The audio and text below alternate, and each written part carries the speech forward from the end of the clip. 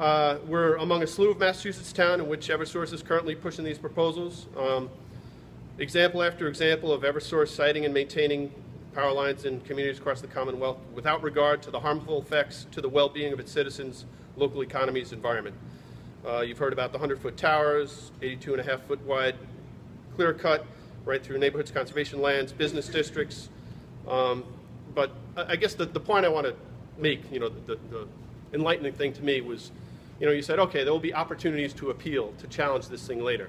But the whole process is backwards. Why is it at the last minute, suddenly the people who are going to be impacted by this, this plan's been laid out for years. Why are we fighting this last minute uphill battle? The universe of alternative routes was pretty big. But by the time it gets to us, it's narrowed down to two, and in our case, basically one. They kind of skirted the policy, which always says a geographically diverse route. They said, no, we'll just save ourselves some time. One above, one below, bam, until we call them on it. Now they're sort of back to the drawing board. So yeah, the plan, if we do nothing, if we don't get you as an ally, if we don't fight it, spending our evenings driving here and our days and nights, then it's just going to happen, and that's horrible. So yeah, they've overlooked these alternatives. It'll permanently scar Sudbury, Hudson. It's this systemic problem. It's it's happening, and I think there's others here. Woburn, Winchester, Stoneham, Barnstable. They're not too happy about what's happened down there and the glyphosate. So we're asking that energy giants be responsible in their siting and maintenance of transmission lines. And I just wanted to point out what I bring to the table is there are bills in committee right now, one which I'll focus on in particular, that another community came to the exact same conclusion as us, that, there's something wrong here. It's all about minimum cost, and all the other alternatives get left on the cutting room floor.